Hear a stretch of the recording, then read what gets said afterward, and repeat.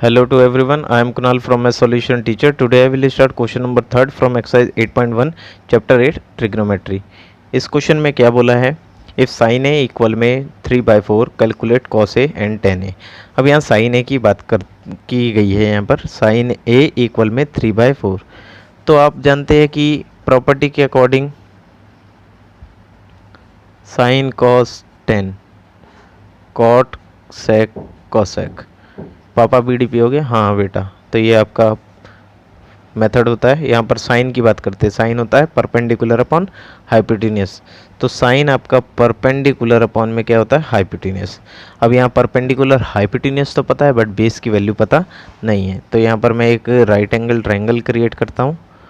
तो यहाँ ड्रॉ करने के बाद ये 90 डिग्री, इसको मैं ए मान लेता हूँ, बी मान लेता हूँ, सी मान लेता हूँ। अब ये जो बन गया राइट एंगल, तो यहाँ पर एंगल के सामने वाला क्या होता है, परपेंडिकुलर। साइन ए के सामने वाला परपेंडिकुलर, जिसकी वैल्यू कितनी है 3।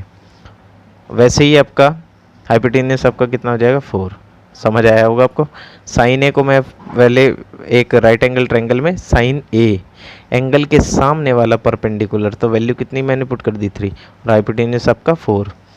बट आपका बेस आपको पता नहीं है इसका, तो इसका बेस निकालने के लिए हम कैसे करेंगे, बाय यूजिंग पाइथागोरस थ्योरम। तो पाइथागोरस थ्योरम अप्लाई करेंगे यहाँ पर, जिसमें क्या है आपका हाइपोटेन्यूस का स्क्वायर इक्वल में परपेंडिकुलर का स्क्वायर प्लस में बेस का स्क्वायर। ये आपका फॉर्मूला होता है। AC की वैल्यू आपको साफ गिवन है कितनी, 4 का स्क्वायर। AB की वैल्यू आपको निकालनी है, और BC आपको 3 पता है। यहाँ पर 4 का स्क्वायर 16, और ये आपका AB स्क्वायर, और ये आपका 9। ये प्लस इधर ले जाके माइनस में, और इसकी वैल्यू आ गई 7। ये स्क्वायर उधर जाके रूट में कन्वर्ट, तो यहाँ पर आपका AB की वैल्यू कितनी आ गई, √7। अब √7 वैल्यू आ गई, मेरे को निकालना क्या है, कॉस ए और टेन ए। तो यहाँ पर कॉस ए निकालना है, पहले हम निकालते हैं कॉस ए। तो कॉस क्या होता है आपका, यहाँ पर लिख देता हूँ मैं। सेकंड निकालना है टेन ए। कॉस क्या होता है आपका, बेस अपॉन हाइपोटेन्यूस, और टेन क्या होता है, perpendicular upon base. 10 perpendicular upon base. अब ए की बात करते हैं, एंगल के सामने वाला परपेंडिकुलर, तो बेस क्या होगा आपका, √7। हाइपोटेन्यूस आपका कितना होगा, 4।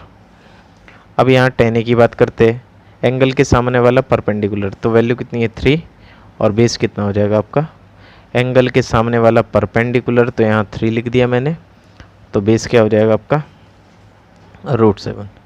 और इसी के साथ ये क्वेश्चन सॉल्व हो चुका है। उम्मीद करता हूँ आप सभी को ये क्वेश्चन समझ आया होगा। Okay bye.